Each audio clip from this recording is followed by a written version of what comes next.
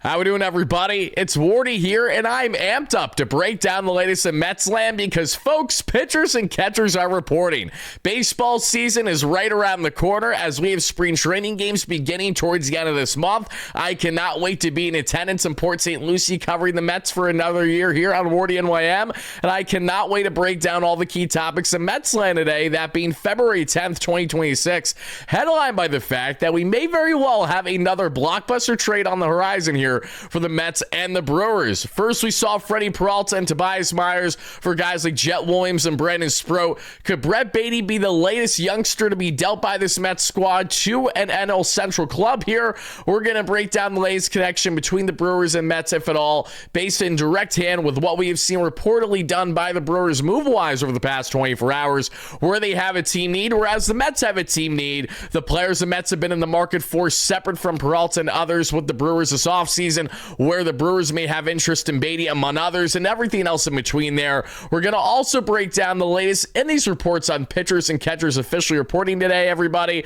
We're going to get into key guys, including, yes, Freddie Peralta, Christian Scott, Noah McLean, and so much more to deep dive in this one, along with giving you guys a deep dive as to the non-roster invites the Mets have to attend spring training, the most notable prospects to watch in that mix, some flyers the Mets have signed, and much more. Hit that like and subscribe button on your way in, and let me know your thoughts, reactions, and most certainly analysis, the comments down below regarding everything that we're going to break down in this one. And as always, shout out to our amazing sponsors at SeatGeek that have you covered for all of your ticketing needs. Just use our promo code WARDY10. Again, that is promo code WARDY10 for 10% off whatever you need in the ticketing space, whether that's, of course, NHL tickets, NBA tickets, concerts, comedies, spring training games upcoming, whatever the case may be. Use promo code WARDY10, link down below for 10% off, as well as checking out Sleeper for all things in sports fantasy with our promo code link down below, HMA, because you're going to get a 100% match up to $100 on your first deposit for everything you want to place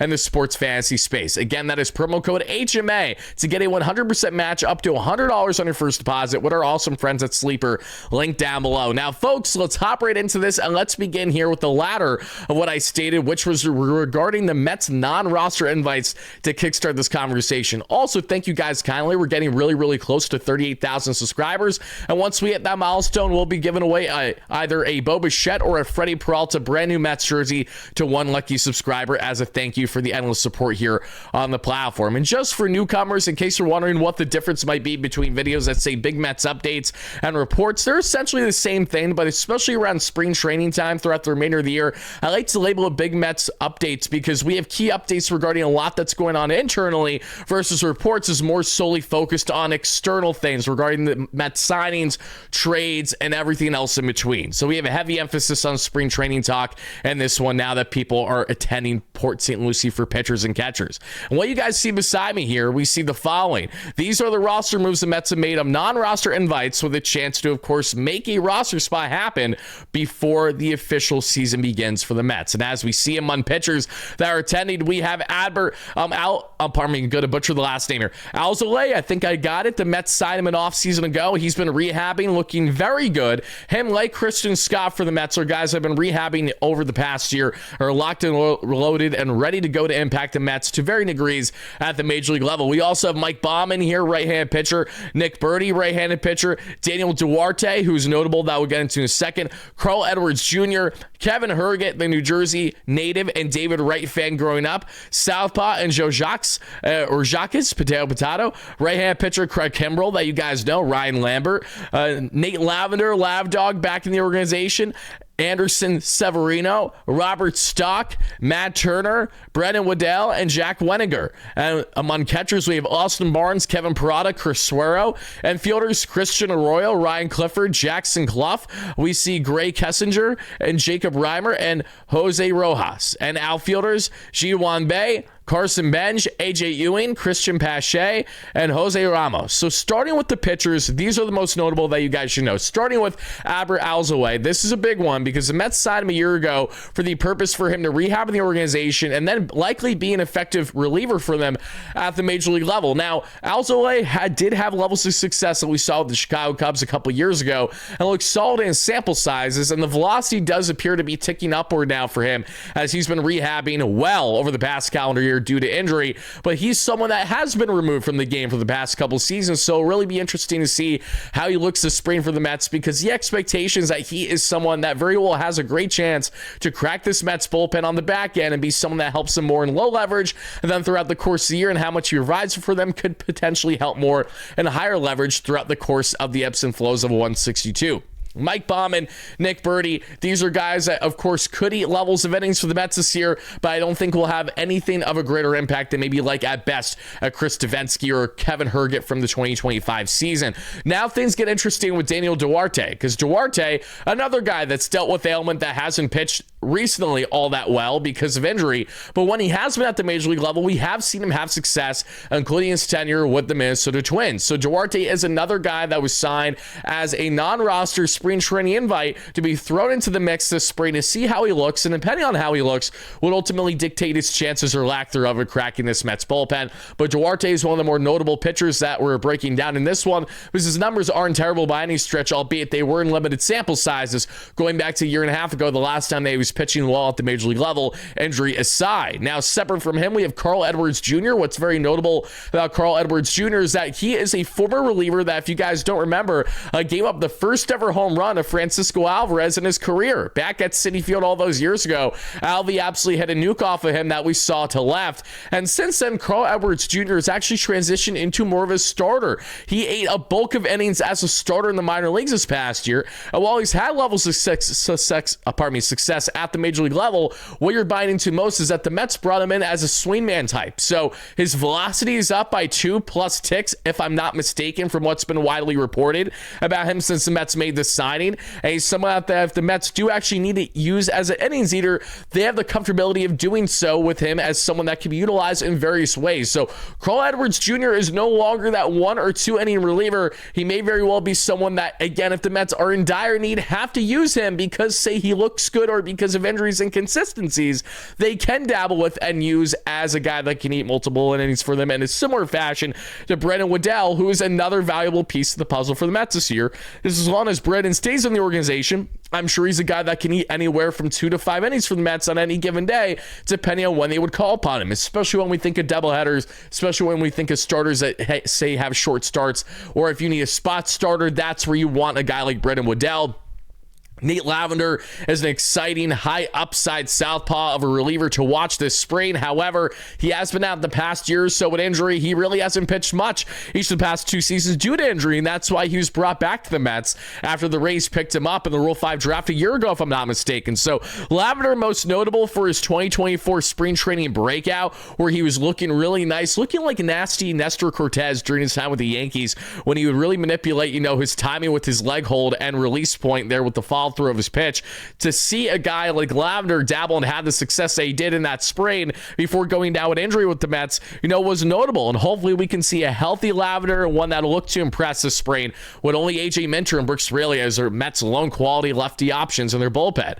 Now, speaking of lefties, there's another guy with high upside, but definitely a lower floor here potentially. That's Anderson Silva. Now, not Anderson Silva, and I apologize. I'm thinking of UFC here. Mr. Anderson Severino is an interesting one because he dominated the Dominican Winter League for the Mets by pumping high 90s on the gun, getting north of 100, looking like an absolute flamethrower, and had a good amount of success in the Mexican League this past year, if I'm not mistaken. And please correct me if I'm wrong in the comments down below. I just remember when the Mets first signed Severino at the beginning of the offseason. He's an intriguing one because he definitely throws gas. It'll just come down to how does he handle the kind of at-bats that you'll see in spring training, a healthy mix of veterans as well as newcomers that are trying to make themselves known at the major league level the same way that he's trying to impress and crack a roster spot. Beyond him, we have guys like Ryan Lambert, who helped the AA Binghamton Rebel Ponies, along with their starter Jack Weniger, win the AA championship this year for Gilbert Gomez, who's now the Mets' first base coach for the 2026 season.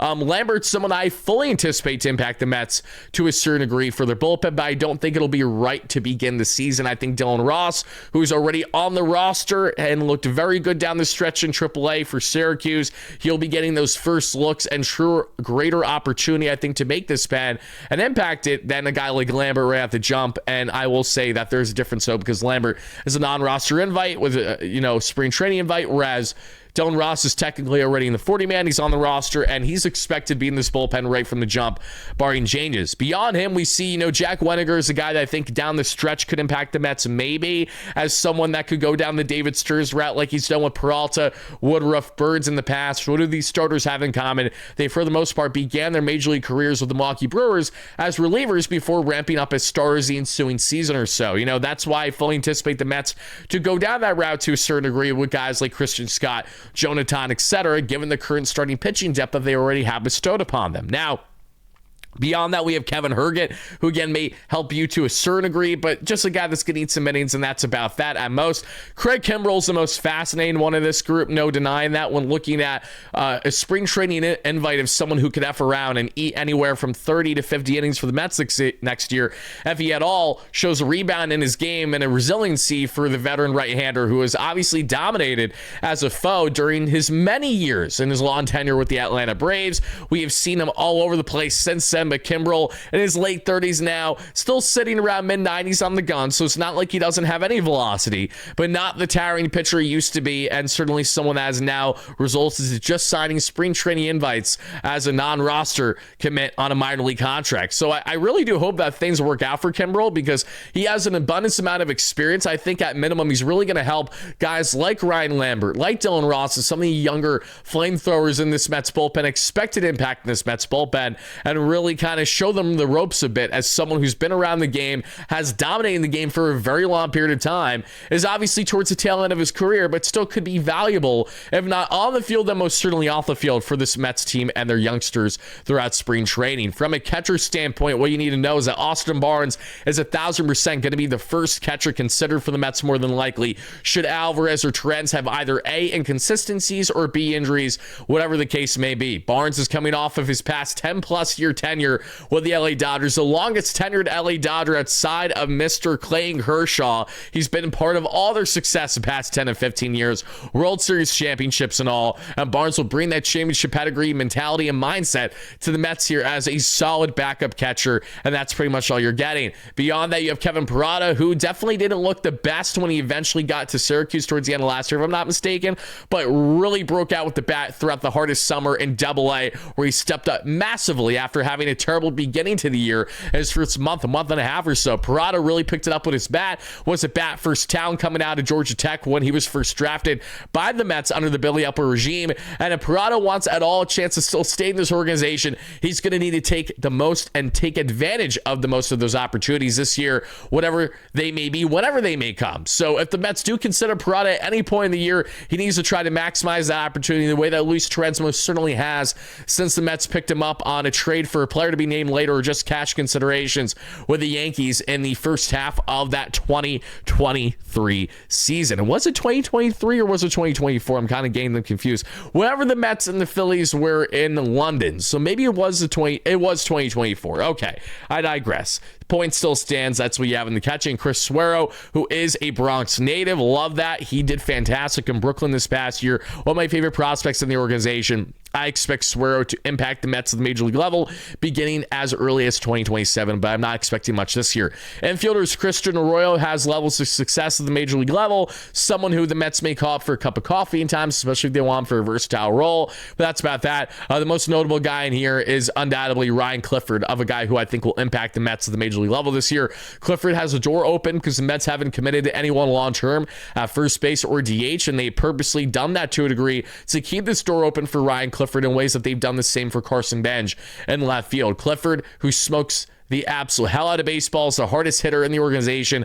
along with Jesus Baez, before Baez was traded to the Cardinals at the traded line for Ryan effing Helsley this past year, sadly.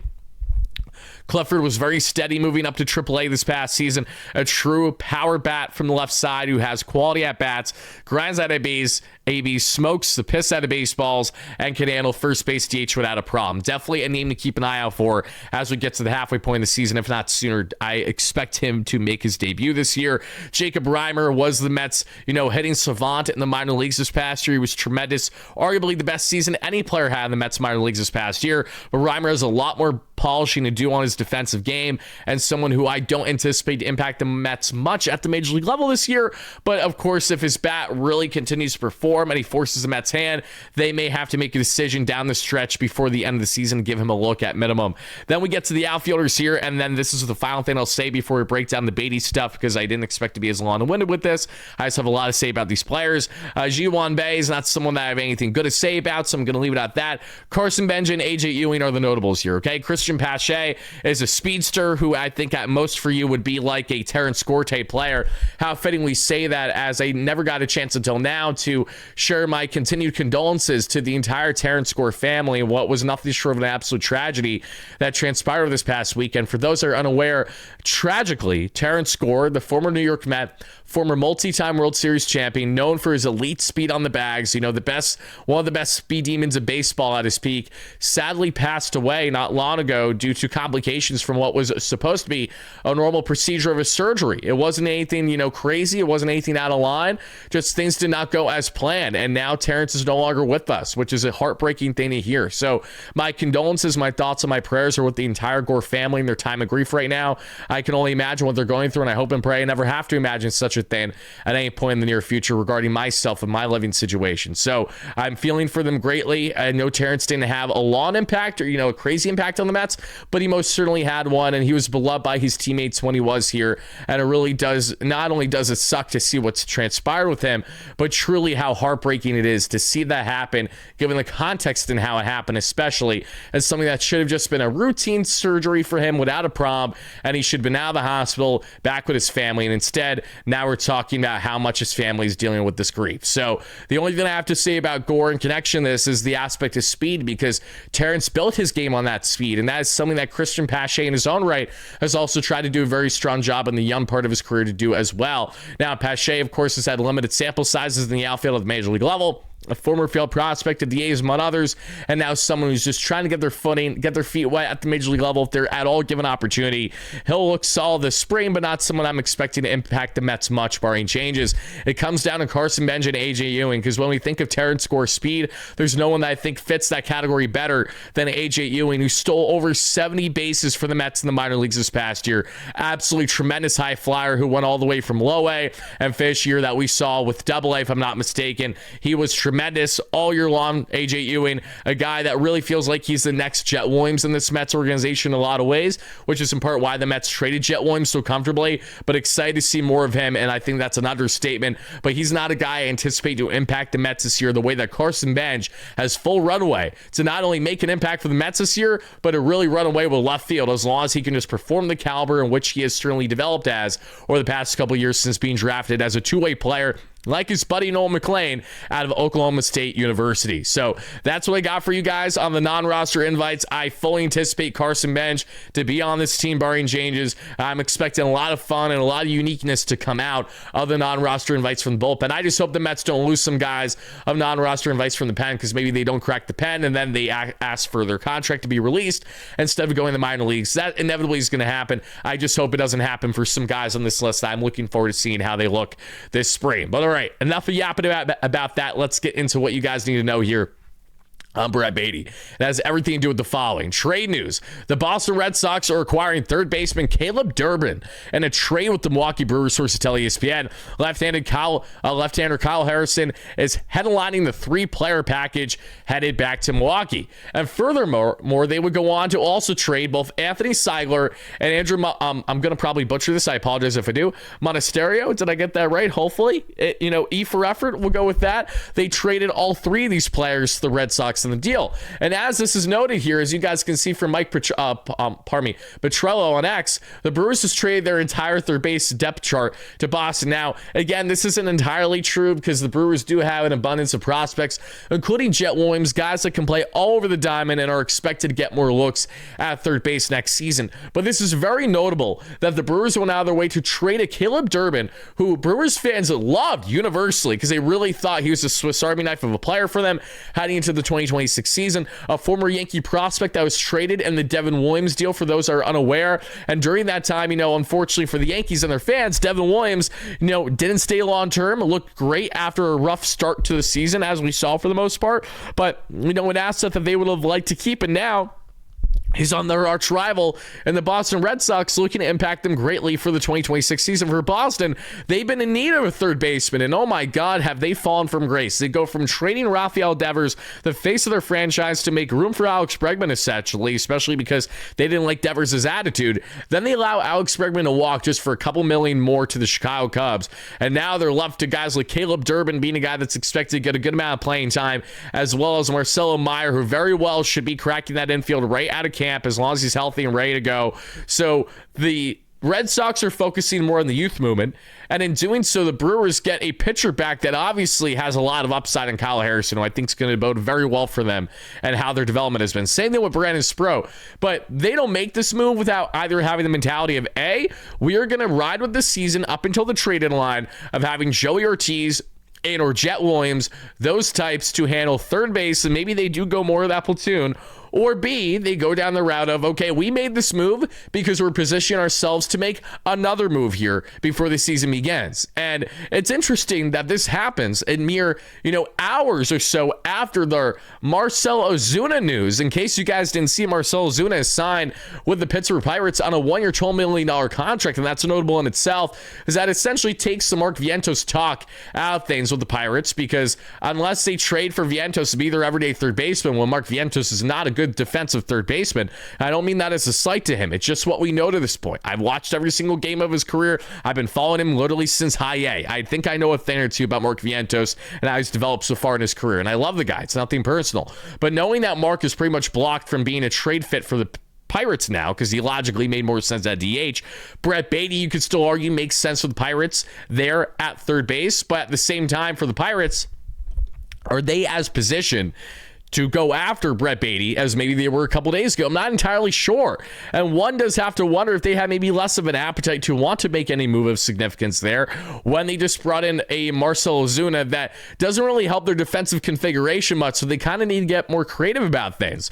Are they comfortable with a guy like Jared Triolo getting more of the reps for them at third base this season, or do they want to go the Baty route? I'm not sure, but it feels like Brett Baty is a guy who very well could be destined to land to some team in the NL Central, if not before the season, then most certainly by the deadline, depending on the status of the Mets, his usage or lack thereof, versus what other clubs' team needs are. Now, to get into more on this, the Brewers position themselves now beautifully, where if they want to add a third baseman, they can go ahead and land a third baseman. And there's no one that is a better fit than, in my opinion, Brett Baty for this Brewers team right now. Because you can make the argument and you could say to yourself, but Wardy, what about all the talk going on with the Houston Astros and Isaac Paredes? Isaac Paredes could be a fit for the Brewers. You're not wrong. I'm not saying that you're wrong for thinking that, but the reason why I don't think it's as logical is because if the Brewers are going to continue to pride themselves on being both an offensive and defensively sound club, they are not going to go out of their way to trade key assets for an Isaac Paredes that is not a defensively sound third baseman,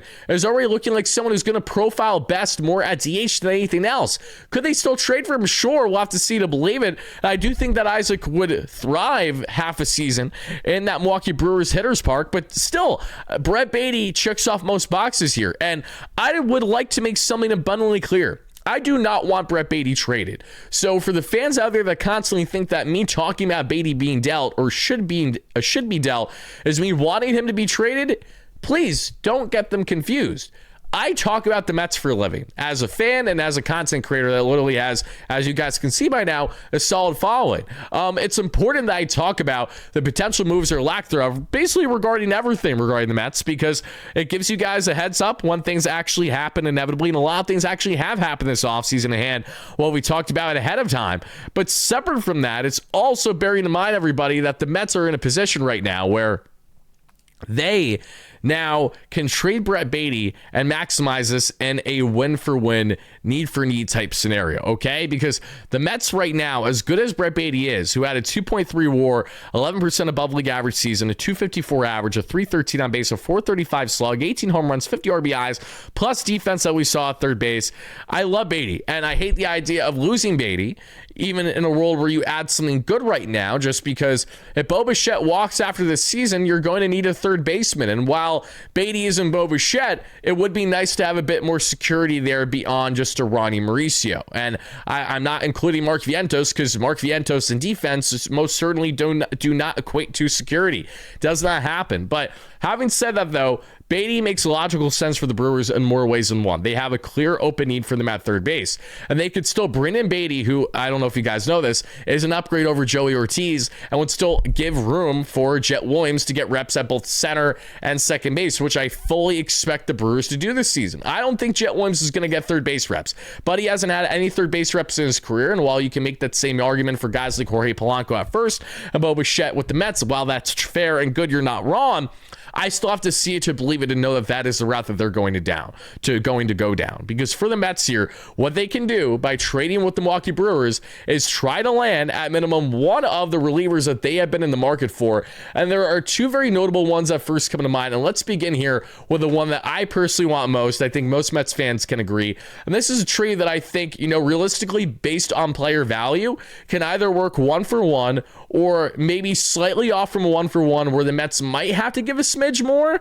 It's a little tough just because Uribe's coming off of truly the best season of his career, has right around the same club control, just has one more year than Baty, and they're both right around the same age of 25. So again, this really comes down to how highly do the Brewers actively view Abner Uribe coming off of a career season, 75 games, 75 innings, a 1.67 ERA, a 2.75 expected ERA, a 1 whip, and a 2.75 FIP. How confident are they that they can maximize a return much greater than this for Uribe per se? And how confident are they in building another Uribe in their bullpen? Because this is the thing about the Brewers. And they traded an Abner Uribe or some of the other pitchers we're going to talk about in a second. Why wouldn't you be confident as a Brewers fan that they would be able to figure it out and still maximize the bullpen to the best of their abilities? I mean, that is what makes the Brewers so good. They're fantastic with their pitching development, and I fully anticipate them to do more of the same here. Abner's someone who's definitely stepped up big time this past season. He's fluctuated a bit with his sample sizes each of the past 2 years, but when healthy, he has been utterly dominant and would make everyone forget about Edwin Diaz in the sense of this is a high gas, high velo, high tempo, high leverage reliever that could be your closer, that could pair right away with Devin Williams in the back end of this bullpen, would give you so much more security, and this would be such a need for need, a win-win in my opinion. A guy with a 10.75 K per nine or 3 walks per nine. If we look at Uribe based on value as a player this past season, let's take a look at this, everybody. He had a 1.7 WAR. So you can make the argument that if this was a 1-for-1 trade right now, that this is a trade that would be more of a win for the Brewers than it would be the Mets, because Uribe only has 14 innings from the 2024 season and 30 innings from 2023. So say what you will about Brett Baty not having enough consistency at the major league level yet beyond the 2025 season, he still has had, I think, more levels of success than what we've seen Uribe, because Uribe had 30 innings of dominant innings, but walked almost 6 guys per 9 in his age 23 season 2 years ago to a 1.76 ERA, but a 3.5 expected ERA. This was the first real breakout season for Uribe, looking healthy, looking dominant, and most certainly looking good. And when you also take a look at his baseball savant numbers here, everybody, this is just a thing of beauty. And this is what the Mets are in dire need of in their bullpen after losing Edwin Diaz.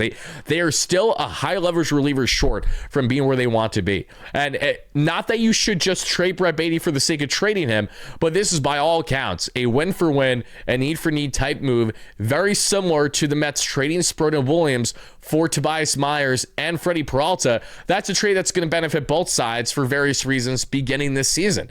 This would be no different. Brett Baty would be a guy that's going to get everyday playing reps, whether it's at third base, other aspects of the infield, and left field for the Brewers, whereas for the Mets, they would bring in a highly dominant, truly closer option for them to pair with Devin Williams there, and Uribe would take less pressure, would make it a less pressure cooker situation for Luke Weaver, among others in this bullpen. As you guys can see here, 94th percentile in expected ERA, 88th in expected batting average, 98th in fastball velocity, sits 99 to 102, just for context, everybody. Just like Diaz, if not better. And he's 25, so you love the upside with this guy over Diaz every single day of the week. 96th percentile in average exit velocity, league average in chase percentage, 91st in whip percentage, 91st in K percentage, below league average in walk percentage, but that's to be expected with these flamethrowers.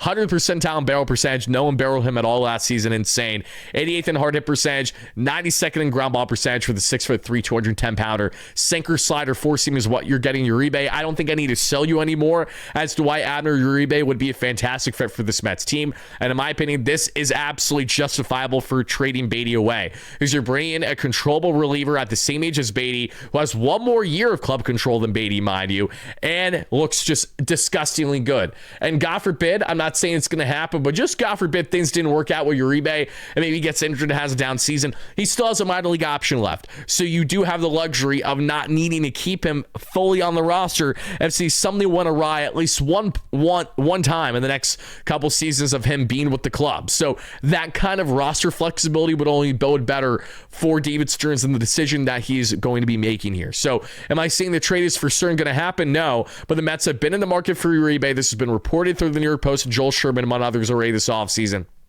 And another pitcher the Mets have been in the market of this offseason, if it isn't going to be Uribe, is going to be, yes, Tyler McGill's brother and Trevor McGill. But I will just preface by saying, and I apologize, I don't have the stat pulled up here for Trevor McGill. I just want to show Uribe's in this one. For Trevor McGill, as you guys are going to see beside me, his baseball savant page, he had a very good season this past year, a 2.5 ERA in 50 games, 30 saves, mind you, 47 innings pitched, a 1.1 ERA, sits 99, a 102 on the gun as well. Dominant numbers that you guys see beside me here from Baseball Savant, with just a four-seam and the curveball. But my problem with Trevor McGill is that as good as he's looked, I don't think that he is enough to justify trading Baty away. He doesn't have the same club control. He's already at the age of 32, entering his age 33 season, and he is only under club control until the 2028 offseason. So you'd have McGill for at minimum the next 2 years, and him and Ty Ward maybe would get a chance to play together in 2027 if Ty Ward McGill stays in the organization, fully rehabs from his injury, because he's going to be out all year with his injury this year. And then maybe we could have the brothers as a duo in 2027 for fun, sure, but the reason why I'm not in as favor as this is because, again, look at the innings. He hasn't went beyond 47 innings in his career. Uribe just gave 75 as a 25-year-old, mind you, for context. And he doesn't have nearly the club control and isn't as young. So for all those reasons, I like Trevor McGill. But if you traded Brett Baty for Trevor McGill, I would want more from Milwaukee than just Trevor McGill. And Brewers fans may say, okay, well, then we don't want Baty, to which I'd say, okay, that's fine. But again, it's got to be a win-win type scenario here if this kind of move is going to happen. Because again, like the Pirates, the Brewers have a glaring fit and team need now for a third baseman, at least on paper. And Brett Baty certainly checks off those boxes. But okay, if it's not going to be, say, Trevor McGill, who I do like a lot, I would love him in this Mets bullpen. He throws gas. He also has a really, really nasty curve as well that's very deceptive. Listen, I want as many of these guys from the 2023 Brewers playoff run, 2024 Brewers as possible, right? If you bring in McGill or you bring in Uribe, we're literally bringing in everyone, with the exception of Frankie Montas, and I say that purposely because he's already out of the organization as he's dealing with reconstructive Tommy John surgery. Freddie Peralta, Tobias Myers, the Mets already had the three-headed monster of that 2024 wildcard rotation in the organization. Now we'll just add more of the relievers. You know, we got Devin Williams, who gave up the bomb to Pete Alonso. Now let's add one of Uribe, one of Trevor McGill, and if you can't land either of those guys, some other relievers I think could make levels of sense for the Mets, but just maybe not to the same degree, is the following. You know, Aaron Ashby is one that's notable. He's a pitcher I liked for a couple of years now. Southpaw, only at age of 27. Does have a minor league option left and is a free agent in 2028. Or pardon me, he's arbitration eligible in 2028. So he still has some club control, which is nice to see. And he's someone that I think, as much as I like him, don't hate him as a profile, you would like to get more than just him in a trade for Baty. But this is another swingman type kind of, which I like. If the Mets want to go down a route of bringing in a quality lefty that if you have to use as a swingman, you can. He was a starter, literally started 19 games just 2 seasons ago. You can do that. And he had a 3.68 expected ERA while doing that, mind you. So that is notable. But this past season, 66 innings, he had a 10.26 K per 9, a 3.2 walks per 9, a 2 ERA, and a 3 expected ERA. Very solid numbers there for Ashby, the southpaw. But what I like most about Aaron Ashby, so he actually brings a different dimension to this bullpen because he brings a flamethrowing southpaw, okay? I've said this constantly, I'll say it again. Brooks Raley, as much as I love him, isn't getting any younger, and he's a soft tosser. As much as I like AJ Minter, I'm cautiously optimistic as to what to expect with him this year. His velocity has dropped due to his injuries past couple years. He hasn't pitched much past couple years. He's probably going to be sitting and topping 95 for the majority of the season, maybe getting 96, whereas a guy like Aaron Ashby casually sits 97 to 100 on the gun. That kind of flame-throwing dominance as a lefty is what I would love in this bullpen. And as you can see, he's in the 99th percentile in ground ball percentage, which would be great for for this Mets infield. 99th in barrel percentage. So like Uribe, doesn't get barrel literally at all. 91st in fastball velocity, 86 in expected ERA.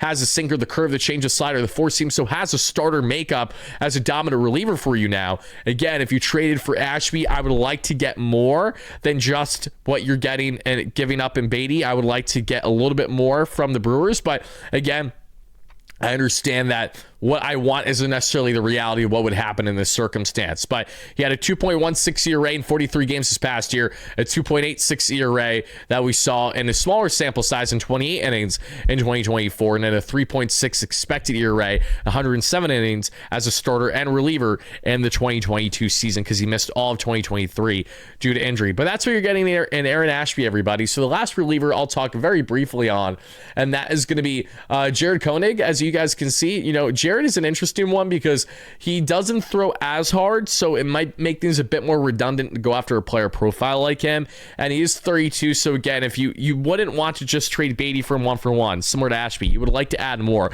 I think Uribe is kind of like the only exception of it being really a 1-for-1 deal, where maybe the Mets, if anything, would have to give a little more. I'm not sure. I really don't know because they don't have the consistency, but nor does Baty. So again, you can make the fair argument both ways as to, Baty brought more value to the Mets last year than Uribe did to the Brewers based on Fangraphs' wins above replacement. So if you based it on that in that type of context, when Uribe had 75 innings pitched, mind you, then again, Baty's going to go for Kane's ransom. Uribe, I think, is the exception where a 1-for-1 swap, I wouldn't hate it. Everything else, I would hate if it's a 1-for-1 swap for the most part. That's why you'd have to add more if you're Milwaukee. But 63rd percentile in expected ERA, 93rd in expected ERA, 92nd expected batting average, 76 in fastball velocity, sitting 96 top and 98, 99 the gun. But again, a bit more redundant just because the velocity falls closer in the category of an AJ Minter than a guy like Ashby who really separates himself from the next lefty in this bullpen. Unless a guy like Anderson Severino really breaks the team out of camp and has good looks or sometime throughout the season. Barrel and hard hit percentage and ground ball percentage are all really good, elite there. Doesn't get guys a chase, but that's not part of his game. The sinker, the cutter, the curve, the change, and the four seam, a lot to like there. And the 2025 season had a 2.86 ERA in 68 games, in 66 games rather, and in 2024 had a 2.5 ERA in 55 games. So that's what you're getting in the reliever options for the Milwaukee Brewers. And again, am I saying that the Mets need to trade Baty just for the sake of trading him? No, that is far from what I'm saying. I'm not at all advocating for that, as a matter of fact. What I'm trying to say is that there are teams still in clear need of an obvious third base fit. The Mets don't have an immediate fit for Baty unless they're going to platoon him consistently from DH to left field and later in the ball game in the infield for times that you maybe want to, say we don't need to play Bichette for the rest of the game, or Simeon especially would make more sense as a veteran, about to be 35, 36-year-old second baseman. So, okay. But I think for how valuable Baty is and where his trade value is right now, it would be silly for the Mets not to consider such a thing, as I'm sure they've done so all offseason. There's a reason why there have been continued talks that we've seen rumblings with the Pirates, as well as now potentially with the Brewers, as the Mets have been actively involved with Milwaukee all offseason long. And on top of it, David Stearns knows a thing or two about this organization. So if I have confidence in Stearns making a trade with a team, I do have confidence in him making a deal with the Brewers where he knows exactly what he's giving up for what he's getting, and he's confident in what he's getting because he does know Uribe during his time there in Milwaukee, because that was right at the startup of David Stearns' tenure coming to an end. But mind you, Uribe has been in the Milwaukee Brewers organization going back to when Stearns was still having levels of control for the club, if not at the helm entirely. So just things to bear in mind, everybody. But before we wrap this up, please let me know all your thoughts in the comments down below regarding a potential Brett Baty trade. What makes most sense to you, if at all? Do you think that it would make a logical sense to trade Baty for one of these relievers, if not maybe two of those relievers? If you could package maybe the ones that don't have as much value, like maybe a Aaron Ashby and someone else that isn't even as impressive. Do you like the idea of just Uribe and a 1-for-1, 225-year-olds with a lot of club control? Let's just do the trade. Let's do the swap. It's going to benefit both teams right away. They're both going to get perfect usage out of these players, and we're not going to be upset when we see Baty thrive for the Brewers or Jet Williams or Spro, because we're hopefully, God willing, going to have Uribe, Tobias Myers, and Freddie Peralta thriving in their own right in Flushing, Queens, where everyone is happy in the end. So that's what I have to say about that, everybody. But before we get out of here, let me go ahead and show you just a couple things I want to note about regarding pitchers and catchers reporting before we wrap up the show here. And thank you guys again so much for watching. I appreciate it. As you guys and gals can see here, we have Kodai Senga there throwing at Port St. Lucie. I have no clue what to expect from Senga this year, so don't ask me, okay? I genuinely don't have a clue. The ceiling is an ace caliber pitcher, and the floor is a AAA pitcher. There's a reason why I wasn't against Kodai Senga being dealt this offseason at the right price, and something tells me that Senga still could be traded this year at some point, depending on how he looks versus lack thereof, and what the team needs are throughout the course of the season. So, to be determined what to expect from Kodai, but God willing, he could be more of the Kodai of old, because if he had, then this Mets rotation very, very quickly looks a lot better than what you initially think. But again, I don't want to bank on uncertainty as a certainty, as that's shot us all in the foot as a Mets fan in more ways than one. Clay Holmes in here looking good in spring training, towering, and I think it's easy for people to forget, but Clay Holmes was casually the most reliable starter for the Mets last year. On top of it all, gave us the most impressive start down the stretch in Miami when the Mets needed him most by going, what was it, like 6 or 7 shutty right when he dominated in Miami and helped us get the dub that game. He was electric. We also see Jorge Polanco here chopping it up with Mr. Carlos Mendoza. Polanco officially in a Mets uniform. Love to see that. Also love the Mets spring training hats. I'm hoping to get one when I'm in attendance. I'll be there beginning February 23rd for a good stretch of games, so I hope to see you guys there. We're gonna have a lot of fun with my awesome friends Mike from Stark Raving Sports, Jim from Ballcap Sports, Robbie Hyde, and I'm sure I'm gonna be physically down there doing stuff not just with them, but also for my own YouTube channel as well as for the New York Post too. So we're gonna have a lot of fun. You guys can also see Luke Weaver here, officially a New York Met. He's breaking down an interview, and what I found funny in this interview, he's just kind of talking about getting acclimated and getting back. I'm not going to play the clip just because I want to kind of speed run through these videos right now, but he does go on to say, that, he's focused on maintaining his 8-pack of abs, which I just found hilarious. So Weaver, again, known for the personality, definitely something that he's going to bring Weaver's world, if you will, from the Bronx now to Flushing, Queens with the Mets. And yes, he did arrive to Port St. Lucie today with a Yankees bag, but I promise you this is probably the last time you're going to see him wear that, because the Mets will hook him up with a good bag of Mets-related gear, as he deservedly so needs it. As you guys can see, we have Craig Kimbrell. This feels sacrilegious. I said it on X earlier this past day, and I'll say it again. This just feels so wrong. Like, it just feels so wrong. That's all I got. It's Craig Kimbrell in a Mets uniform. Imagine telling a Mets fan that this was going to be a reality a decade ago. Like, what? Because a decade ago, you would have lost your mind, because that would have felt like landing Edwin Diaz all over again, but tenfold. And the excitement level, because Kimbrell was still so established then. In 2016, Diaz was just a baby getting his career started, for context. So, yeah, wow. As you guys can see, there's more Kimbrell. I can't wait to see him in spring training do it. I can't wait. I'm not going to lie. He's going to probably give up a freaking nuke after doing the... But I'm there for it. I'm there for it. I can't wait. Tobias Myers, who I'm really excited to see, who had right around a 2-year ERA for the Milwaukee Brewers as a reliever this past year, a swingman role. This is what he had to say regarding Freddie Peralta and the leadership that he brings. Coming up with Milwaukee, he's the leader in that clubhouse. He's a great leader. He kind of took me under his wing a little bit. Little things on the field, off the field, trying to help out a younger player in the league. That's just kind of who he is as a person. He's just a great person. He's there to help anyone who needs it. Seems like he always has the right thing to say. It helps for sure. So that's what you guys need to hear from Tobias Myers. Excited for him. And listen, as excited as I am for Freddie Peralta, I'm really excited for Freddie Peralta. I am not equally as excited for Tobias Myers, but it's not far off. Like, the Mets have a lot of club control with him. He's not a rental like Peralta, but he pitched dynamite against us in the 2024 wild card, and now he's a part of our puzzle as like a swingman. I love that. I love it. I love it. I love it. I like that literally as one of my favorite pickups of the entire offseason. Those are the kind of crafty pitchers you bring in the organization that can bring you length in ways that you desperately have needed, and can help lessen the likelihood of having to depend on a Brandon Waddell. Not that he's terrible, but they less having to worry about dabbling into your AAA options is always a good thing when evaluating the pitching staff, both as starters and relievers. Here's everyone that has reported so far that we've seen over the past 24 hours. You're going to see more clips later on today that we'll probably talk about in a separate video or live stream. Marky V always looking swaggy per usual. Hopefully the performance backs it up. There's Alvarez looking good as usual too. We got Luis Torrens locked and loaded. Torrens, love him. Peterson and Rayleigh. There you go. The Southpaws together. There's Tobias Myers and Freddie Peralta vibing in the cart, having a good time. Kodai Senga having arrived, probably with his nice whatever he has. I'm sure he's sipping something nice and like not as generic as like black coffee. He's probably sipping like a nice matcha tea or something. Let's see here. We got Luke Weaver. Some more Luke Weaver, Weaver's World action that you guys are hopefully going to enjoy this year. I'm bullish on Luke Weaver. He's someone I always thought was going to be a Met. I broke that down as soon as the offseason began. Keep an eye on Weaver, another quality reliever from the Yankees. Mets love poaching these guys that can handle the New York market. Don't be surprised when you see it happens. Lo and behold, they land both him and Devin Williams. So not surprised there. It's funny to see that come to fruition.